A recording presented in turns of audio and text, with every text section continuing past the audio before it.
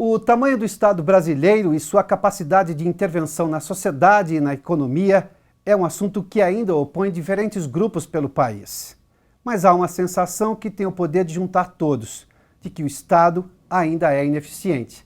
Se nos anos 80 o Brasil experimentou a primeira tentativa de ser menos burocrático e certamente evoluiu, é verdade que parte dos problemas voltou, mesmo tendo experimentado vários modelos políticos sob o regime democrático.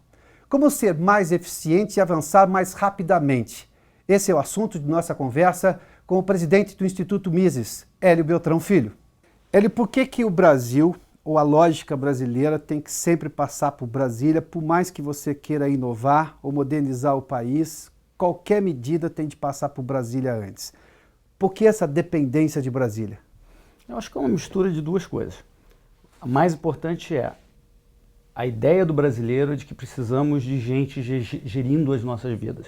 Ou seja, tem que ter um Estado babá, que esteja aí muito presente na economia, ditando como as coisas devem funcionar, como é que cada um faz cada coisa. Quer dizer, uma mentalidade que vem um pouco do socialismo ainda, de gerir a economia, vamos ter a propriedade social dos meios de produção, passa um pouco pelo dirigismo, mentalidade dirigista histórica. Que se assemelha à tutela também, não é? Se assemelha à tutela, sem dúvida. Que não é necessariamente uma grande coisa, muito pelo contrário. Ser tutelado não é bom. Não é bom. Perde-se autonomia, capacidade de empreendedorismo e por aí vai, não é? E, claro, e tem o que o Hayek chamava de arrogância fatal. Você achar que alguém sentado em Brasília é capaz de saber melhor o que pode funcionar para a economia e para as pessoas, para a sociedade, do que a inteligência dispersa na cabeça das pessoas. Isso é um erro fatal, mas passa por essa mentalidade errada, na minha opinião, essa ideia errada de que a gente tem que ter uma tutela,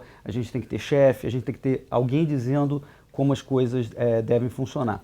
A segunda parte disso é, uma vez que você está encastelado com esse poder, você tem interesse em manter esse poder de ter verba, esse poder de nomear gente, esse poder de dizer realmente como os outros devem funcionar.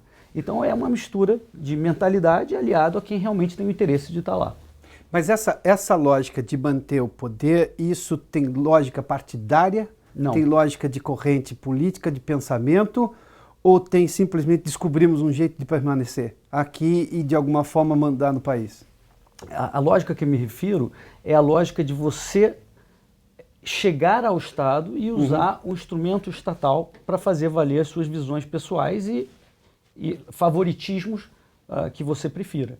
Isso, com a democracia, você tem um potencial rodízio das pessoas que podem estar nessa posição de poder.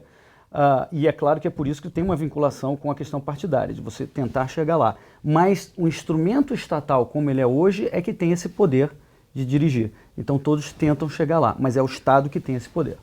Hélio, a discussão sobre diminuir qualquer lógica burocrática no país, a gente tem insistido nesse tema já nessa série há muito tempo, vem desde o Ministério da Desburocratização, que você conhece muito bem, do último governo militar, do general Figueiredo. Avançamos o quanto poderíamos ter avançado, porque a sensação ainda é ruim. Não necessariamente posso dizer, e aí peço para que você mensure, o quanto avançamos. Suponho que sim, mas a sensação não é boa, a sensação não é aquela que estamos independentes e podemos criar coisas mais rápidas e mais efetivas no país.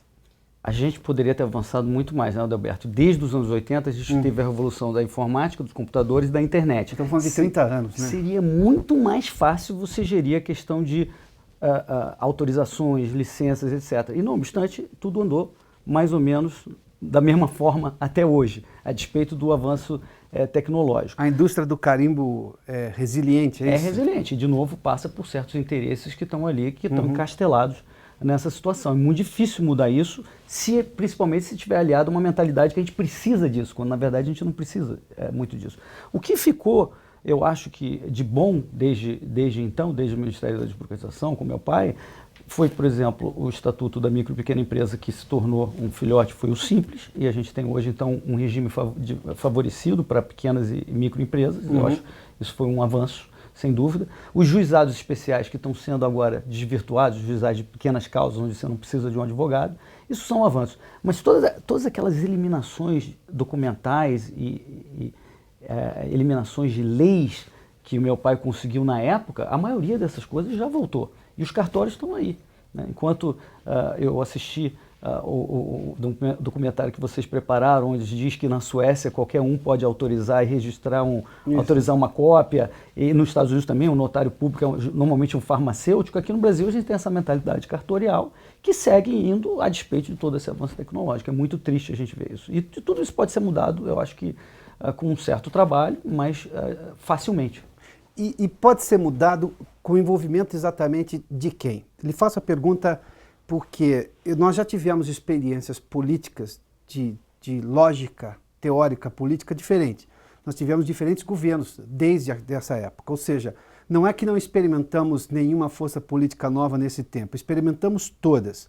Eu acredito a essa diversidade que tivemos para esses avanços, mas ao mesmo tempo eu tive uma volta de vários registros. Você disse aí, alguns documentos que não se tornaram mais necessários naquele momento voltaram. Ou seja, se tive avanços, tive retrocessos também, com essa mesma, digamos, diversidade política ou de lógica política. Por que está atrasando, então, se não é um problema de eleger fulano ou beltrano do partido A ou B que vai fazer a diferença no país? Porque essa é a nossa crença. Fulano pode resolver, essa lógica desse partido vai ser mais efetiva. Provavelmente mais ou menos em alguma coisa. Mas por que não avançamos propriamente? Onde é que está o drama? Porque a questão, Adalberto, não é colocar o nosso homem lá para resolver, o nosso homem com a ideia certa para resolver. Eu acho que o meu pai foi um exemplo quase milagroso de uma pessoa que entrou numa época que a mentalidade não era muito de diminuir o governo, ao contrário, era bastante estatista, estava no regime militar, Brasil grande, etc.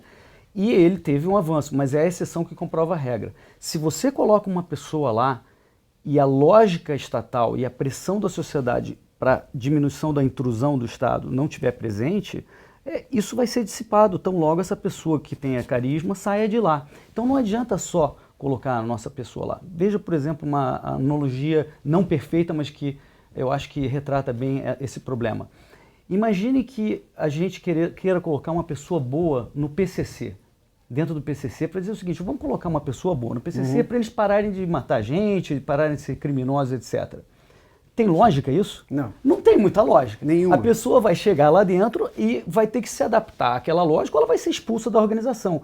Com o Estado, não é exatamente nesse grau, mas é um pouco da mesma lógica. O Estado tem uma lógica própria. Tem a lógica de manter esse poder, de usar essas verbas, de ter acordos de favorecimento e grupos de interesse. Então a pressão para vencer esse tamanho estatal tem que ser externa, de fora para dentro, e não de lá de dentro. Por isso que eu acho que a gente tem errado. A gente está contando que basta botar a nossa pessoa lá, quando na verdade a gente precisa mudar as ideias aqui fora e aqui de fora a gente fazer a pressão. E é por isso que a gente, quando acontece isso, como a gente está vendo agora com os protestos, você vê como os membros do Estado começam a se assustar, porque eles sabem que aí pode haver uma mudança real. Eu vou relatar aqui um bastidor que tivemos antes da conversa para lhe fazer a próxima pergunta. Você disse que político é o bicho da fauna que tem a pior audição, mas o melhor faro. Ou seja, por mais que se convença a classe política no diálogo, porque em algum momento alguém vai dizer está faltando diálogo, está faltando conversas intelectualmente honestas, se ele está preocupado com o faro, uma outra qualidade dele, e essa que é boa e a audição é ruim, não vai adiantar. O faro, como é que eu melhoro as coisas para que o faro indique a classe política que institucionalmente vai ter que começar por ela boa parte da mudança, no mínimo a assinatura, parte deles, o voto no Congresso ou a decisão da canetada, quando é possível, de quem está no Executivo? Como é que eu consigo melhorar o cheiro dessa mudança nova para que o faro do político consiga perceber mais rapidamente? Porque esse é bom, nisso ele é bom, é isso? Nisso ele é ótimo. Ou seja, se cometi uma inconfidência aqui, mas é que a expressão era perfeita. Não, como eu estava dizendo, né, Adalberto, quando a gente tenta convencer um político de uma ideia de bom senso, como ele tem a audição pior da fauna, ele não está muito interessado se você está falando algo coerente, que tenha bom senso, etc., porque ele está preocupado se ele vai ser reeleito, né? Então ele está muito mais preocupado com o que está na cabeça da base dele, dos eleitores, se ele tem chance de se reeleger. Então, no fundo, ele está antenado nas ideias da sociedade. Se as ideias da sociedade forem ruins, se as ideias da sociedade pedirem mais governo, mais tutela, mais Estado babá, mais intrusão governamental, precisamos de mais intrusão, é isso que ele vai ouvir. No momento em que a gente conseguir, e esse é o trabalho longo, difícil, mudar as ideias da sociedade, o faro do político vai levar ele nessa direção. Ele aí vai perceber que as ideias da sua base mudaram. E aí ele, com esse faro, vai dizer, olha, eu sou liberal desde pequenininho, eu quero isso mesmo, menos Estado. Sim, vai ter uma percepção rápida de mudança. Vai. A gente ouviu de vários especialistas, é interessante porque foram ouvidos separadamente, em dias e momentos diferentes, lugares diferentes para essa série de debates que temos feito, mas não raro a gente encontra uma semelhança que chama atenção. O brasileiro espera muito do Estado. Você já fez essa menção. E por que a gente espera muito do Estado? O outro modelo ainda não convenceu ou não foi bem explicado ao cidadão brasileiro? E aí eu chamo, essa sim é a força social efetiva, é o conjunto de cidadãos independentes que começa a pensar da mesma maneira. Onde é que está o problema para tentar convencer o cidadão de que, olha, se você acha que o Estado é bom ou te atende mal, há uma outra forma de fazer as coisas. Por que não se explica bem? É um problema de explicação, é um problema de compreensão, é um problema de que o debate ainda é novo e, portanto, não chegou na maioria das pessoas? O debate é longo, né? Desde Adam Smith e mercantilismo você tem esse debate. É uma mistura de duas coisas. Eu não acho que é um problema de compreensão. O brasileiro compreende muito bem, a despeito da visão de algumas pessoas de que o brasileiro é ignorante, não consegue entender. Brasileiro, por isso vem a tutela, né? Por isso vem a tutela dos supostos sábios, né? Isso, os sábios. E esses sábios têm muito a ver com essa discussão, porque a nossa academia é muito dominada pelas ideias contrárias. A nossa mídia, em geral, é muito simpática às ideias contrárias. E esses dois jogadores de mercados institucionais, a mídia e a academia, são extremamente poderosos nessa batalha de ideias, porque é uma batalha de ideias. E só ideias podem suplantar ideias. Então, tem um lado, que você tem razão, que os liberais, ou aqueles do bom senso, que querem mostrar que outras soluções não estatais podem funcionar melhor, tem feito um trabalho não ideal, não há dúvida. Mas o adversário está encastelado em situações, vamos dizer, eles têm os morros, as colinas, eles estão bem posicionados no território dessa guerra e fica mais fácil para eles, né? O nosso trabalho, então, necessariamente passa pela mudança cultural que vai impactar esses outros jogadores institucionais, inclusive a mídia estabelecida e a academia. A mídia recebe crítica dos dois lados. É verdade.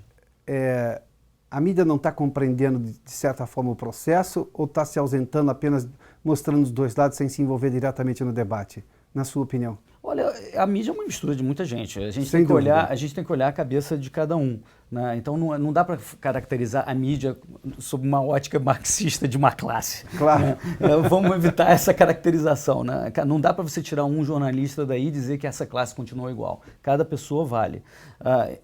Mas o fato é que a mídia reage muito ao que a população deseja. A população quer ouvir. Aonde eu acho que há um erro da mídia é ela julgar que ela pode ser isenta, de que ela pode não ter opinião, ou pode ser imparcial. Todo mundo tem uma visão de mundo, por mais que você perceba isso ou não. Você vai escrever e vai escolher temas de acordo com a sua escolha, de acordo com o que você percebe do mundo. Sem dúvida.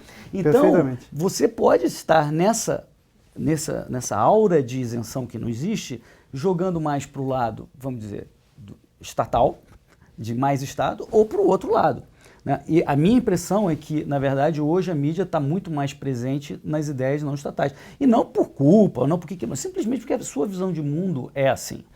Realmente acredita-se que mais Estado pode ser uma solução mais eficaz. Na verdade, isso, na minha opinião, é um erro, mas parte do erro é, como você disse, uma venda não ideal ainda pelos liberais, mas isso está mudando. Toda hora, em algum momento, eu vejo alguém dizer o seguinte: o governo não fez determinada coisa bem. E talvez porque não esteja fazendo mesmo. Ou seja, questiona-se muito cada direito que o cidadão tem de acordo com as leis, sobretudo depois da Constituição de 88. A discussão sobre qualquer outro tipo do outro lado, que eu chamo de dever, e isso, a lógica da convivência humana é uma combinação e um equilíbrio entre deveres e direitos, nunca se diz. As pessoas acham que o único dever delas é pagar o imposto. E o resto tudo vai ser resolvido por alguém que está encastelado, seja o partido que for, enfim. Essa reclamação não muda, é interessante.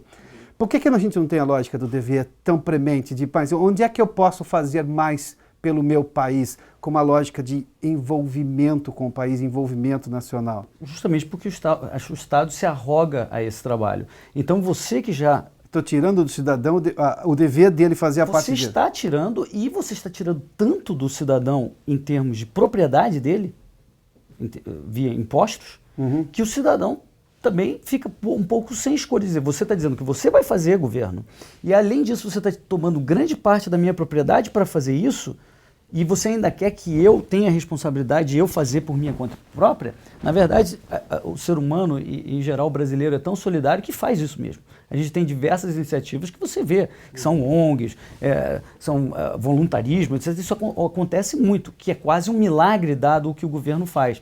Agora imagina, só para citar esse exemplo, eu acho que uma das funções que a gente acha que o Estado deve fazer é ser uma rede para as pessoas desamparadas. Eu acho que liberais e não liberais concordam nisso. Você precisa ter uma rede de apoio social para quem efetivamente precisa.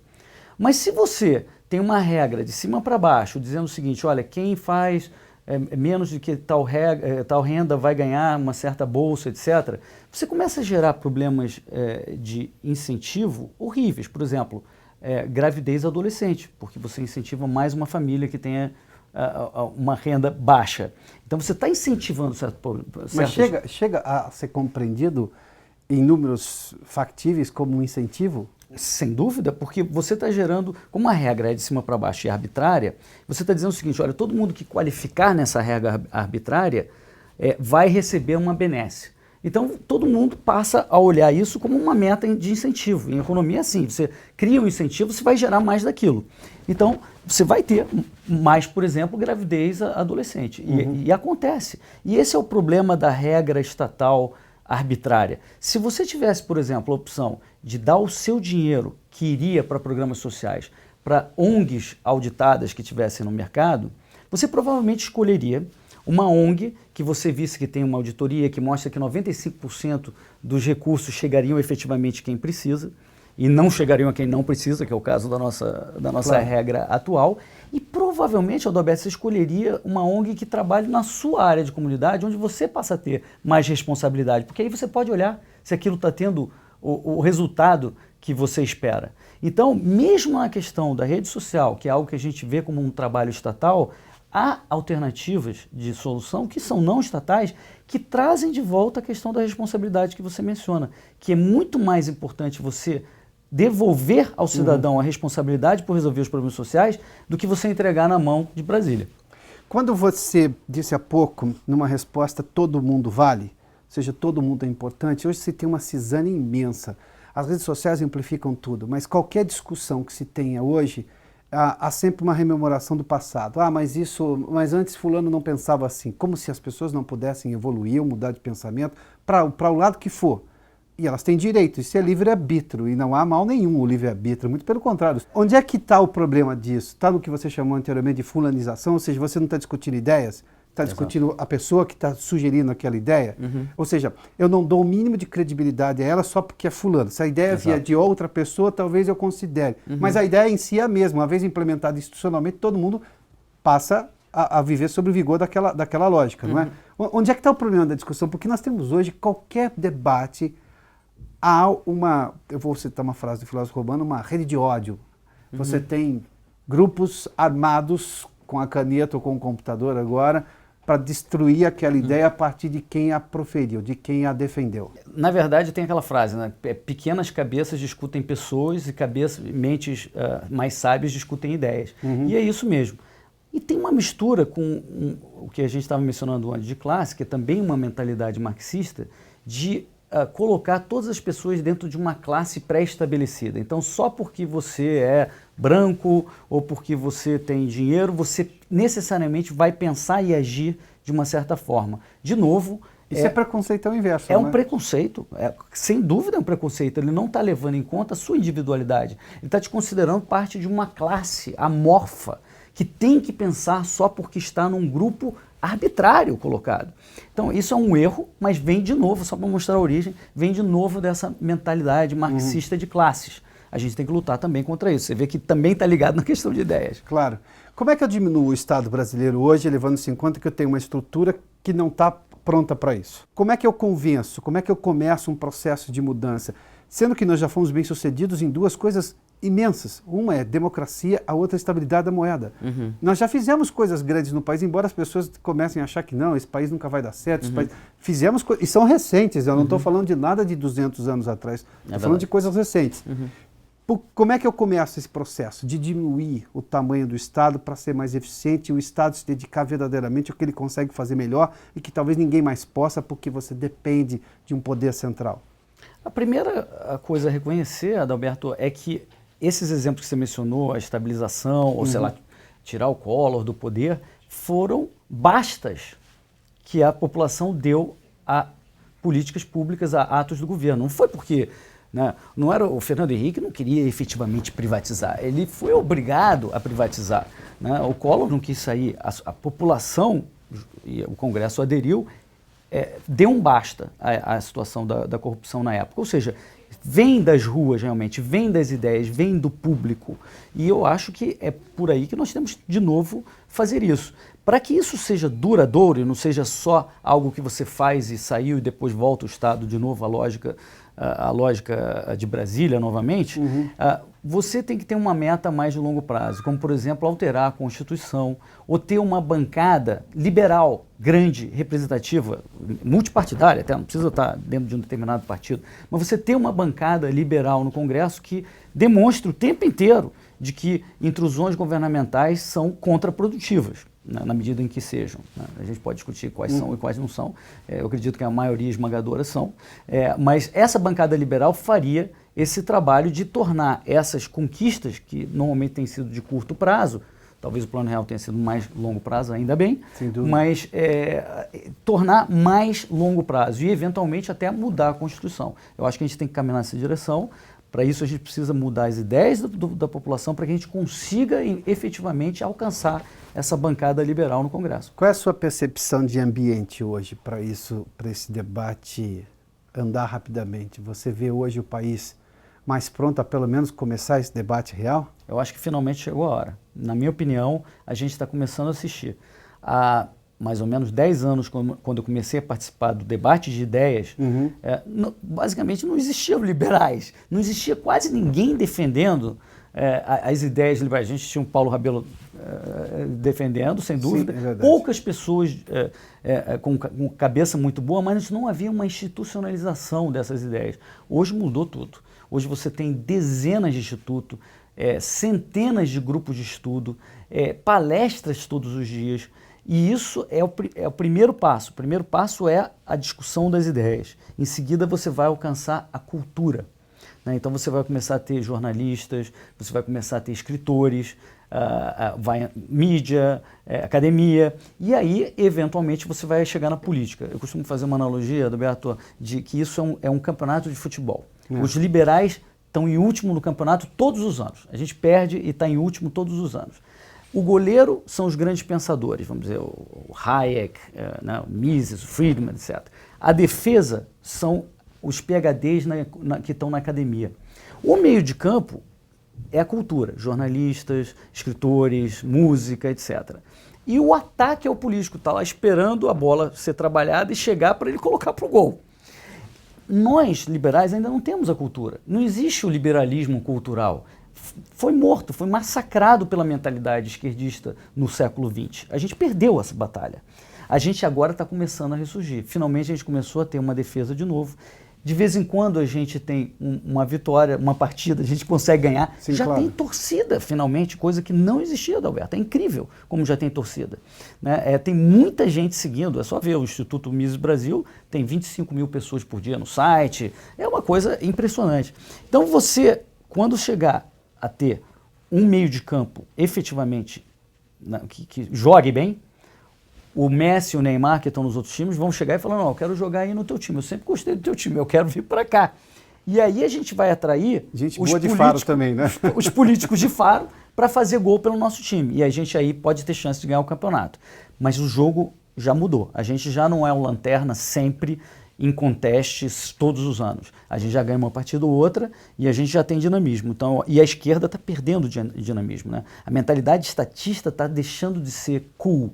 né? Está deixando de ser bonitinha, né? As pessoas já estão começando a criticar isso. Quer dizer, ser petista era uma coisa maravilhosa, hoje nem tanto.